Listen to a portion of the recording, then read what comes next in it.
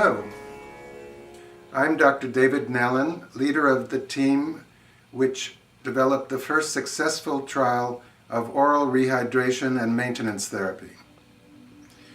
This therapy revolutionized the treatment of acute watery diarrheas, including cholera and non-cholera diarrheas, and is credited by the WHO with saving to date over 40 million lives.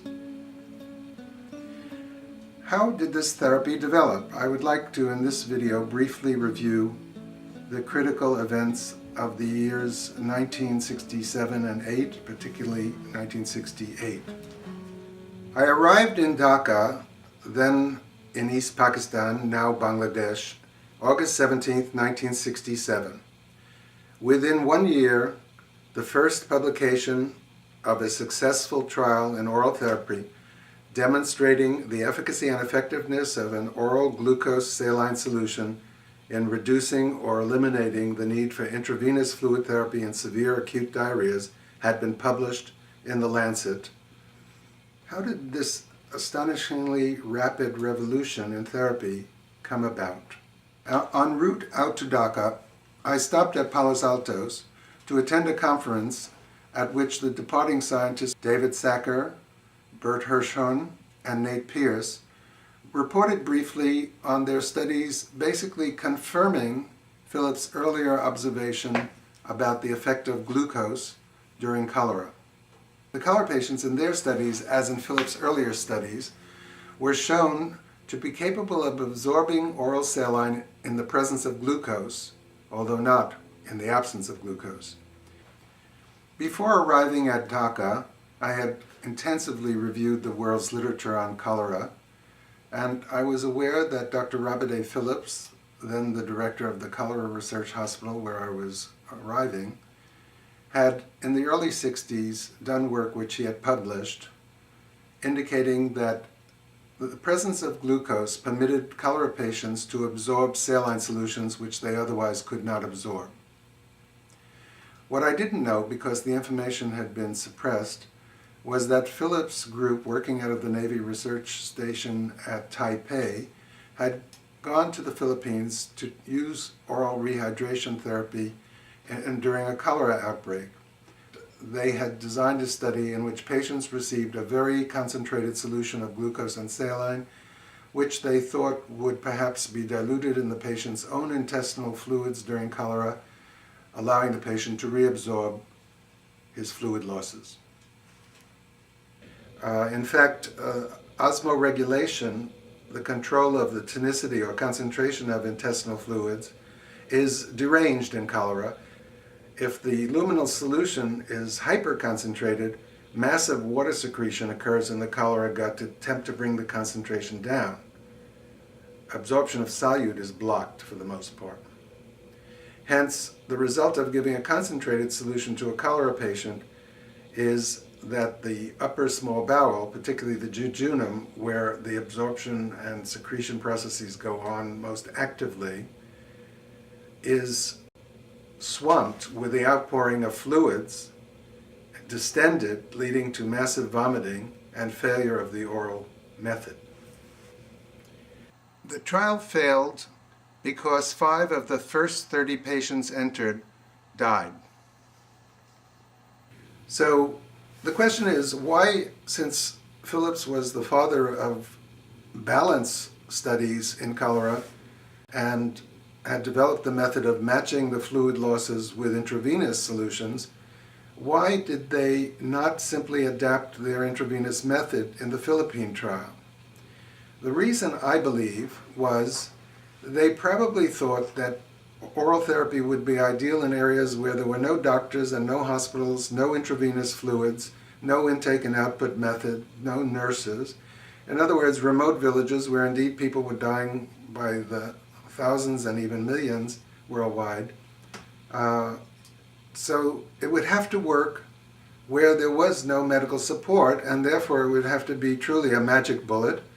And for that reason, I think they devised the idea of giving this concentrate and just telling the patients drink it. Unfortunately, the failure and the deaths led to repression of all information about the study until many years later. When I arrived in Dhaka in August of 1967, there was no cholera in Dhaka, but we received a call from the Christian Memorial Hospital in Malumghat, Cox's Bazar, Chittagong, on the Burma border, that there was a cholera outbreak raging there.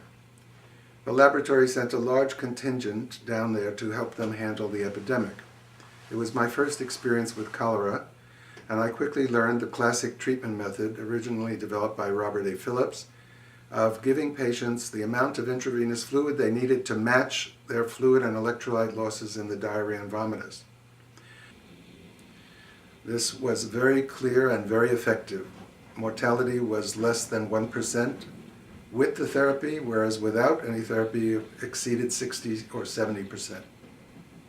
While learning about the treatment of cholera, I was also assigned by Kendrick and Ruth Hare, the deputy director and the director of the laboratory chemistry division, to oversee a Bangladesh physician's protocol, again attempting to develop an oral rehydration and maintenance therapy, but with a flawed design. It quickly failed because the protocol called for patients to receive a fixed volume of oral solution by nasogastric tube or by drinking. In that fixed protocol, the problem was that if a patient was losing 2 liters an hour and was only given 1 liter an hour, the fixed amount, they quickly became dehydrated and went back into shock, even if they had been taken out of shock by initial intravenous therapy. If the patient was given 1 liter an hour, the fixed amount, and was losing only a half a liter, they quickly became overhydrated and edematous, and again the therapy had to be discontinued.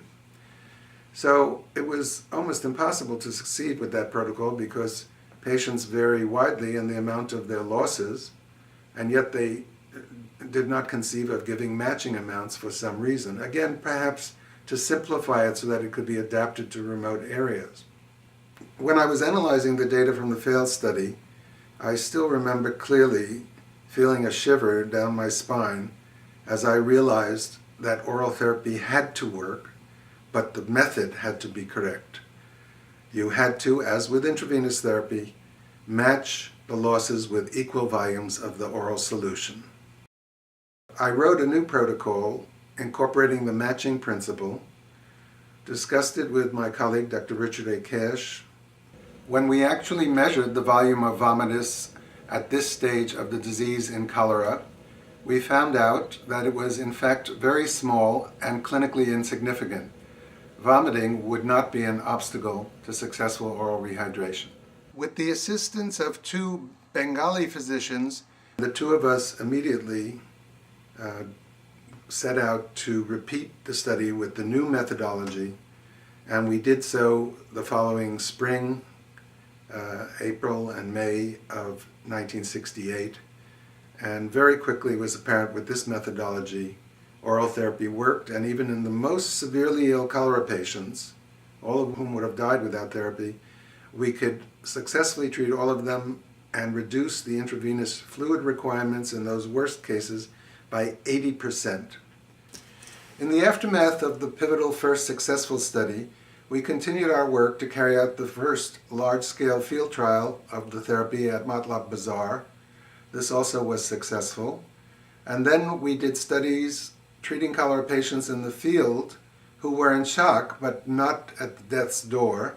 And we showed that with oral therapy alone, without any intravenous fluid therapy, catching such patients before they could go to hospital enabled them to be completely rehydrated and maintained with the oral solution alone. Now, patients arriving in shock only needed 1 or 2 liters to correct shock, and then we put them right on the oral solution. And furthermore, that if patients received the oral solution before they went into shock, they could be maintained and shock would be obviated, avoided. Following completion of the first successful oral therapy study in Dhaka, I visited Calcutta and reported to the Johns Hopkins International Center for Medical Research and Training the results of our study. Subsequent to my visit, they conducted a valuable confirmatory study coming to the same conclusions. This helped to strengthen credibility of outside scientists in the new methodology. Subsequent to the introduction of oral rehydration and maintenance therapy in countries throughout the world, the interruption by oral therapy and rapid resumption of normal diet has led to a closure in many countries of old malnutrition wards. And finally, in perhaps the most significant further advance, we showed how it was possible to teach mothers basic principles and methods of monitoring their children so as to adapt the intake and output method to the maternal repertoire in the home, eliminating the need for measurements by teaching mothers to study their child's eyes, how sunken they are, something mothers are very much aware of, and teaching mothers also to pinch the skin on the back of the hand, testing its elasticity, which is lost when the child is dehydrated, but which recovers after oral rehydration.